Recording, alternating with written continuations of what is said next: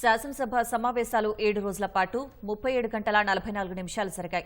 119 మంది సభ్యులున్న శాసనసభలో 71 మంది మాట్లాడగా 8 బిల్లులకు అసెంబ్లీ ఆమోదం లభించింది. ప్రధానంగా గురుకులాల్లో మౌలిక వసతుల కల్పన, రాష్ట్ర అప్పులు, పర్యాటక విధానం, రైతు భరోసా విధి విధానాలపై స్వల్పకాలిక చర్చ జరిగింది.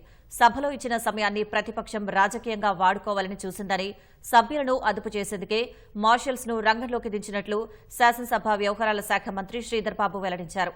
ప్రతిపక్షాలు స్పీకర్ను ఇబ్బంది పెట్టినా ఎవరినీ సభ నుంచి సస్పెండ్ చేయకుండా అసెంబ్లీ నడిపించినట్లు మంత్రి ప్రకటించారు. శిక్షణ తరగతులకు రాకుండా పారిపోయిన బీఆర్ఎస్ కు స్పీకర్, మండలి చైర్మన్లపై ఉన్న గౌరవమేంటో తెలిసిపోయిందని ఎద్దేవా చేశారు. ప్రజాస్వామికమైన పద్ధతిలో ఏ ప్రశ్న అడిగినా దాని జవాబు చెప్పడానికి మేము సిద్ధంగా ఉన్నామని అనేక సందర్భాల్లో ప్రతిపక్షాలకు చెప్పినా, కొన్ని సందర్భాల్లో మొండి వాదనతో సభ నడవద్దని, సభను అడ్డుకోవాలని వారి చేసిన ప్రయత్నాన్ని ఖచ్చితంగా ఖండించాల్సిన అవసరం ఉంటుంది. మేం మాట్లాడింది మా కాంగ్రెస్ పార్టీకి సంబంధించిన సభ్యులు 6 గంటల 23 నిమిషాలు మాట్లాడుతారు. వారు ఉన్నది దానిలో సగానికి సగం లేరు.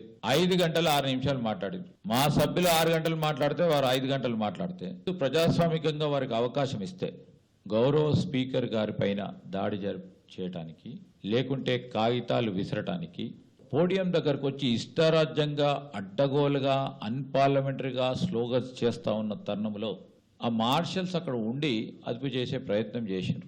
10 మందో 20 మందో మార్షల్స్ ఉంటే 100 మంది ఉన్నారంటే మేమేం చెప్పాలా?